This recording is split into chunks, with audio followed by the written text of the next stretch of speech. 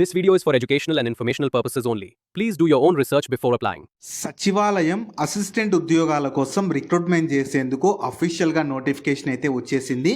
ఈ ఉద్యోగాలకి minimum 10th class pass అయినా లేదా 12th అంటే ఇంటర్ కానీ ఐటీఐ కానీ డిప్లొమా కానీ లేదా పై చదువులు చదివిన ఆంధ్రప్రదేశ్ వాళ్ళైనా తెలంగాణ వాళ్ళైనా మేల్ అండ్ ఫిమేల్ క్యాండిడేట్స్ అందరూ ఎలిజిబుల్ ఉంటారు. అండ్ సెలెక్ట్ అయిన వారికి స్టార్టింగ్లోనే 53,000కి పైగా జీతం అయితే ఇస్తారు. So both Andhra Pradesh and Telangana వాళ్ళు అందరూ ఎలిజిబుల్ ఉంటారు. ఎలాంటి ఎక్స్పీరియన్స్ ఏమీ అవసరం లేదు, పర్మనెంట్ గవర్నమెంట్ జాబ్స్ కాబట్టి నేను ఇదే వీడియోలో నోటిఫికేషన్కి సంబంధించిన ఫుల్ డీటెయిల్స్తో పాటు సెలక్షన్ ప్రాసెస్ ఎలా అప్లై చేసుకోవాలో కూడా ఇదే వీడియోలో చెప్తాను. వీడియోని మాత్రం చివరి వరకు చూడండి. అలాగే చాలామంది వీడియోస్ చూస్తున్నారు, అప్లికేషన్స్ చేసుకొని వెళ్తున్నారు కానీ వీడియోస్ని లైక్ చేయడం లేదు. మీరు ఇచ్చే ఒక లైక్ మాకు ఎంతో ఎంకరేజ్ చేసినట్లుంటుంది. ఇలాంటి మంచి మంచి జాబ్స్ గురించి డైలీ అప్డేట్ చేస్తూ ఉంటాను. సో ఖచ్చితంగా ప్రతి ఒక్కరు వీడియోస్ని లైక్ చేసి స్కిప్ చేయకుండా ఎండ్ వరకు చూడండి. అలాగే మన ఛానల్కి వచ్చిన కొత్త వాళ్ళు ఎవరన్నా ఉంటే వీడియోస్ని లైక్ చేయడంతో పాటు ఛానల్ని సబ్స్క్రైబ్ చేసుకొని పక్కనే ఉన్న బెల్ సింబల్ని కూడా యాక్టివేట్ చేసి పెట్టుకుంటే నేను ఎప్పుడు కొత్త వీడియో అప్లోడ్ చేసినా మీకు నోటిఫికేషన్ ద్వారా అప్డేట్ అయితే వస్తుంది. నెక్స్ట్ డీటెయిల్స్లోకి వెళ్ళే కంటే ముందు రైల్వే శాఖలో ఫుడ్ చెక్ చేసే ఉద్యోగాలకి కొత్త నోటిఫికేషన్ అయితే వచ్చేసింది.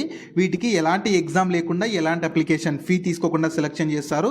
సెలెక్ట్ అయిన వారికి స్టార్టింగ్లోనే నెలకి 30,000 జీతం అయితే ఇస్తారు. దీనికి సంబంధించి కూడా నేను డీటెయిల్ వీడియో చేశాను, ఆ వీడియో మన ఛానల్లో ఉంటుంది. అదే వీడియో లింక్ని పైన ఇక్కడ కార్డ్స్లో ఇస్తాను, ఒకసారి ఇది కూడా డీటెయిల్గా చూసేసి ఇంట్రెస్ట్ అండ్ ఎలిజిబిలిటీ ఉన్న వాళ్ళు ఈ జాబ్స్కి కూడా అప్లికేషన్స్ అయితే చేసుకోండి. సో ఈ ఆపర్చునిటీ మీకు మన సెంట్రల్ గవర్నమెంట్ సిఎస్ఐఆర్ కింద పనిచేస్తున్న సిఎల్ఆర్ఐ వాళ్ళైతే ఈ 2026 ఇయర్కి సంబంధించి రిక్రూట్మెంట్ చేసేందుకు నోటిఫికేషన్ రిలీజ్ చేశారు. మీరు కావాలనుకుంటే ఇన్ఫర్మేషన్ మొత్తం వీళ్ళ అఫీషియల్ వెబ్సైట్ అయిన www.recruitment.clri.orgకి వెళ్ళి చూసుకోవచ్చు. ఈ వెబ్సైట్ని మీరు గూగుల్లో సెర్చ్ చేసుకున్న వస్తుంది. ఇదే వెబ్సైట్ని నేను కింద డిస్క్రిప్షన్లో కామెంట్ సెక్షన్లో కూడా పిన్ చేస్తాను, మీరు అక్కడ నుంచి అయినా యాక్సెస్ చేసుకోవచ్చు. అలాగే కింద డిస్క్రిప్షన్లో కామెంట్ సెక్షన్లో మన Instagram, Telegram, WhatsApp channel links కూడా ఇస్తాను. మీరు ఖచ్చితంగా వాటిని కూడా ఫాలో అవ్వండి. ఎందుకంటే నేను డైలీ వాటిలో ఇలాంటి గవర్నమెంట్ జాబ్స్తో పాటు ప్రైవేట్ ఇంకా వర్క్ ఫ్రమ్ హోమ్ జాబ్స్ గురించి అప్డేట్ చేస్తూ ఉంటాను. సో మిస్ అవ్వద్దని కూడా మాత్రం ఖచ్చితంగా ఫాలో అయితే అయిపోండి.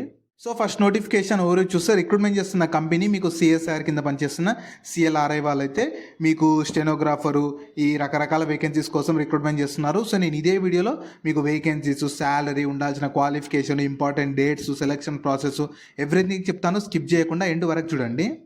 సో మీకు ఫస్ట్ పోస్ట్ వైజ్గా క్వాలిఫికేషన్ చెప్తాను చూడండి. ఎంటీఎస్ ఉద్యోగాలకి మినిమం 10th క్లాస్ పాస్ అయితే చాలు, ఎవరైనా అప్లై చేసుకోవచ్చు. ఒకవేళ ఇంటర్మీడియట్ ఉంటే ప్రిఫరెన్స్ ఇస్తారు కానీ మీకు ఖచ్చితంగా ఎసెన్షియల్ అనేది అవసరం లేదు. సో ఎంటీఎస్కి కేవలం 10th క్లాస్ పాస్ అయితే అప్లై చేసుకోవచ్చు. తర్వాత ఈ జేఎస్ఏ ఉద్యోగాలకి 10+2 క్వాలిఫికేషన్తో పాటు మీకు కంప్యూటర్లో టైపింగ్ ప్రొఫిషియన్సీ ఉండాలి.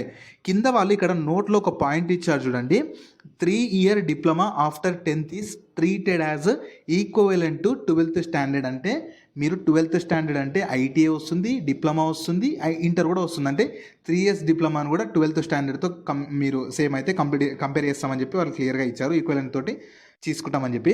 తర్వాత ఈ జేఎస్సీఎల్ను మీకు సపరేట్గా సేమ్ 10+2 క్వాలిఫికేషన్ ఉండాలి. ఇంకా జూనియర్ స్టెనోగ్రాఫర్ వేకెన్సీస్కి అయితేనేమో జేఎస్సీ అంటే మీకు ఈ జూనియర్ సెక్రటరేట్ అసిస్టెంట్ వేకెన్సీస్ అనమాట.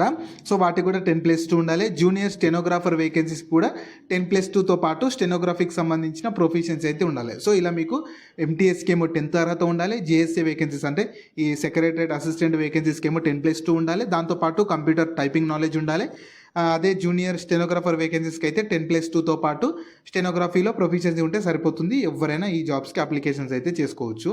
నెక్స్ట్ ఏజ్ లిమిట్స్ వచ్చేసి ప్రతి ఒక్కరికి 2nd March 2026 కల్లా మినిమం 18 years ఏజ్ ఉండాలి. మ్యాక్సిమం ఏజ్ జూనియర్ స్టెనోగ్రాఫర్ వేకెన్సీస్కి 27 years ఉండాలి. జూనియర్ సెక్రటరేట్ అసిస్టెంట్ వేకెన్సీస్కి 28 years, ఎంటీఎస్ వేకెన్సీస్కి 25 years. మిగతా ఇంకా రిలాక్సేషన్ కూడా ఉంటుంది. ఎస్సీ ఎస్టీ వాళ్ళకు 5 years ఏజ్లో రిలాక్సేషన్, ఓబీసీ వాళ్ళకు 3 years ఏజ్లో రిలాక్సేషన్, పీడబ్ల్యూబీడీ వాళ్ళకు 10 to 15 years ఏజ్లో. ఇలా కేటగిరీని బట్టి ఇండియన్ గవర్నమెంట్ నామ్స్ ప్రకారం ఏజ్లో రిలాక్సేషన్ కూడా కల్పిస్తున్నారు. తర్వాత మీకు శాలరీస్ ఎలా ఉంటాయంటే పోస్ట్ని బట్టి వేరీ అవుతూ ఉంటాయి. ఎంటీఎస్ వేకెన్సీస్కి లెవెల్ 7 ప్రకారం 7th CPC లెవెల్ 1 ప్రకారం బేసిక్ పేనే 18,000 ఉంటుంది. కాకపోతే అన్ని అలవెన్సెస్ కలుపుకొని 35,973 రూపీస్ శాలరీ అయితే పొందొచ్చు. తర్వాత జూనియర్ సెక్రటరేట్ అసిస్టెంట్ వేకెన్సీస్కి లెవెల్ 2 ప్రకారం బేసిక్ పే 19,900 ఉంటుంది. అన్ని అలవెన్సెస్ కలుపుకొని మంత్లీ 39,545 రూపీస్ శాలరీ అయితే పొందొచ్చు. జూనియర్ స్టెనోగ్రాఫర్ వేకెన్సీస్కి 7th CPC లెవెల్ 4 ప్రకారం బేసిక్ పేనే 25,500 ఉంటుంది. అన్ని అలవెన్సెస్ కలుపుకొని మీరు మంత్లీ ఈజీ ఈజీగా 53,628 రూపీస్ పర్ మంత్ శాలరీ అయితే పొందొచ్చు. సో బెస్ట్ శాలరీస్ ఉన్న సెంట్రల్ గవర్నమెంట్ జాబ్స్ కాబట్టి ఎవ్వరు కూడా అవకాశాన్ని అయితే వదులుకోకండి. నెక్స్ట్ మీకు సెలక్షన్ ప్రాసెస్ ఎలా ఉంటుందంటే మీకు ఓఎంఆర్ లేదా కంప్యూటర్ బేస్డ్ ఎగ్జామినేషన్ కండక్ట్ చేస్తారు. దాని తర్వాత జూనియర్ స్టెనోగ్రాఫర్ వేకెన్సీస్కి స్టెనోగ్రఫీకి సంబంధించిన ప్రొఫిషియన్సీ టెస్ట్ కండక్ట్ చేస్తారు. ఈ జూనియర్ సెక్రటరేట్ అసిస్టెంట్ వేకెన్సీస్కి కంప్యూటర్ టైపింగ్కి సంబంధించిన టెస్ట్ ఉంటుందన్నమాట. ఇవి రెండు క్వాలిఫైయింగ్ నేచర్ ఉంటాయి. మెయిన్ మీకు మెరిట్ లిస్ట్ మాత్రం మీకు రిటర్న్ ఎగ్జామినేషన్ బేస్ చేసుకొని ఒక మెరిట్ లిస్ట్ ప్రిపేర్ చేసి సెలక్షన్ అయితే చేస్తారు.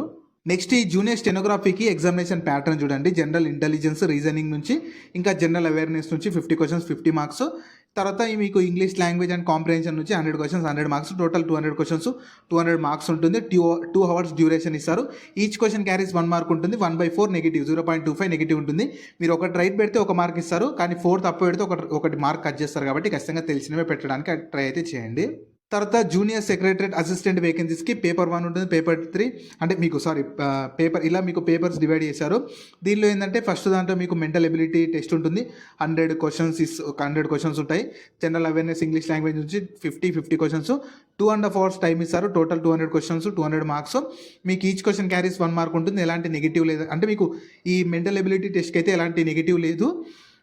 మిగతా దానికి మాత్రం నెగిటివ్ ఉంటుంది. సో మ్యాక్సిమం తెలిసినవి అటెండ్ చేయడానికి ట్రై అయితే చేయండి.